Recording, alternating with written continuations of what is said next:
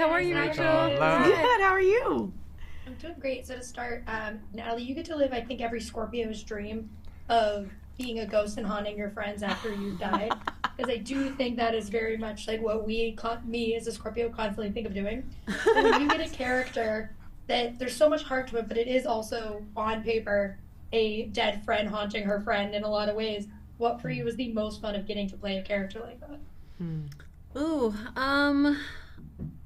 there was, I think, bringing levity to a heavy subject and a heavy set sometimes, like, and I don't mean that in that the set wasn't fun. It was actually wonderful and really filled with light, but we were tackling hard things. So getting to, be funny in a cemetery is not something you often get to do, with respect to the people who are dead there.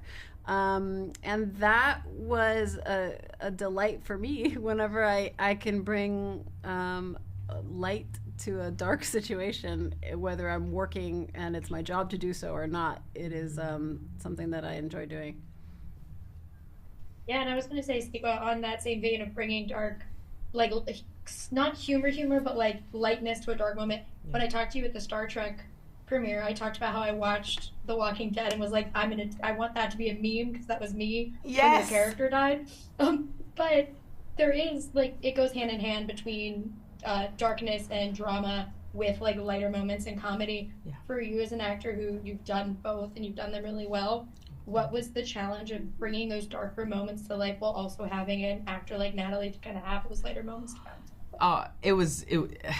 I love that question, and it was really exciting actually to balance the drama and the comedy, and we would talk about it all the time, the three of us, with Kyle, our writer, along with AJ Bermudez and director, and this is his story, and it was something that he was really passionate about, making sure that comedy was in there, because it's the spoonful of sugar to help the medicine go down, right? And so we would talk about these moments, we would huddle up, we would have ideas. He was welcoming our contributions, wanting them, and so we got to dig in there, and I feel like it was such a respite as well, because like you were saying earlier today, it's real life, and like you've said many times, a lot of times veterans don't get to laugh, it seems.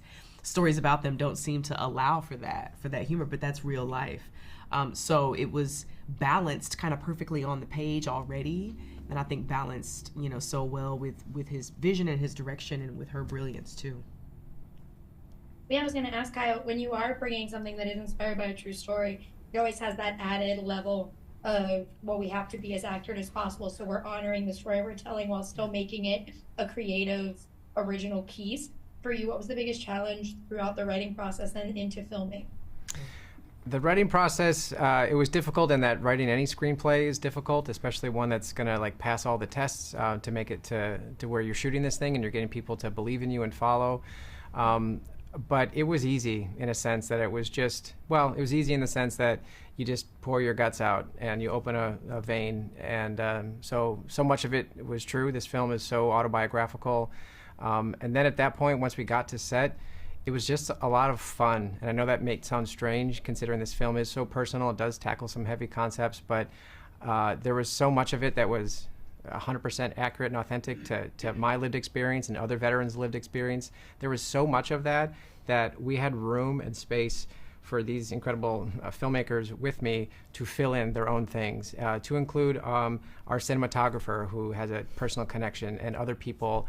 And so it was cool. It was a team sport.